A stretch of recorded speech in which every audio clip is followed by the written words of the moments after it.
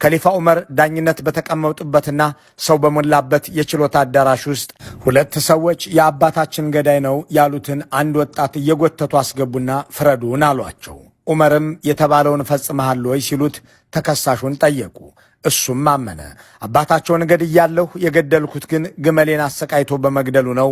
የግመሌን ስቃይ ስመለከት ድንጋይ አንስቼ ወረወርኩ፣ የአባታቸውን ጭንቅላትን መታሁት። እኔ የወረወርኩት ግን ግፋ ቢል ይቆስላል ብዬ እንጂ እንዲሞት አልነበረም አለና መለሰ። ይህንን የሰሙት ዑመርም ወደ ከሳሾቹ ዞረው ሆን ብሎ ስላልገደለ ምሕረት ታደርጉለታላችሁን አሏቸው። ከሳሾች አልተስማሙም። ዳኛ ዑመርም በወቅቱ ሕግ መሠረት በልጁ ላይ የሞት ፍርድ ካሳለፉ በኋላ በመጨረሻ መናገር የምትሻው ነገር ካለህ ተናገር ብለው ጠየቁት። ተከሳሹም መለሰ፣ አባቴ በቅርብ ሞቶብኛል።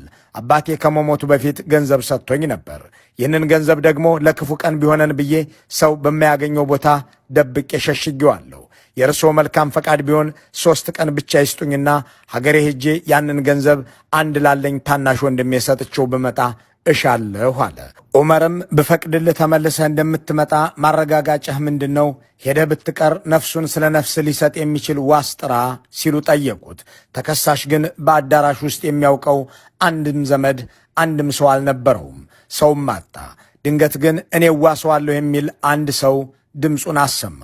ተከሳሹ በተባለው ቀን ካልተመለሰ የእርሱ አንገት ተቀንጥሶ እንደሚጣል የሚያውቅ ግን ይህንን የተከሰሰን ሰው የማያውቀው አንድ አቡዳር የተባለ ሱሃባ አለሁ ሲል ድምፁን አሰማ። ሰውየው ዋሱ ተከብሮለት ከችሎቱ ወጣ፣ ወደ አገሩም ሄደ። በሦስተኛው ቀን ችሎቱ ቀጠለና ተከሳሹ እየተጠበቀ መሸ። በብዙ ሲጠበቅ ተከሳሹ አልመጣም። በመጨረሻም ዋስ በሆነው ሱሃባ ላይ ፍርዱ ሊተላለፍ ሲል ላብ በላብ ሆኖ ተከሳሹ ወደ ችሎቱ አዳራሽ ገባ። ዳኛ ዑመርም የትም ለማያውቅ አንድ እንግዳ ነፍሱን ለመስጠት ዋስ የሆነው አቡዳር ያስደነቃቸው ሳያንስ በዚያው መቅረትና ነፍሱን ማትረፍ እየቻለ ነገር ግን ወደ ሞት በተመለሰው ተከሳሽ ተደመሙ። ተከሳሹንም ጠየቁት። ወደ ሀገርህ ስትሄድ ጠባቂም ሆነ ሰላይ አልመደብኩብህም፣ በዚያው መጥፋት ስትችል እንደምን ልትመለስ ቻልህ ሲሉ ጠየቁት። እሱም መለሰ፣ ወደፊት ሰዎች አንድ ሙስሊም ቃል ኪዳን ገባ፣ ቃሉን ግን አጥፎ ተገኘ ብለው እንዲናገሩ ስለማልሻ ነው ሲል መለሰላቸው። በመቀጠልም ዳኛ ዑመር ዋስ ወደ ሆነው ወደ አቡዳር ዞረው አንተ ስለመሆኑ ልጁ ባይመጣ ሊደርስብህ የሚችለውን እያወቅህ ፍጹም ለማታውቀው እንግዳ ነፍስህን አስይዘህ ዋስ መሆንህ ስለምንድን ነው ሲሉ ጠየቁት።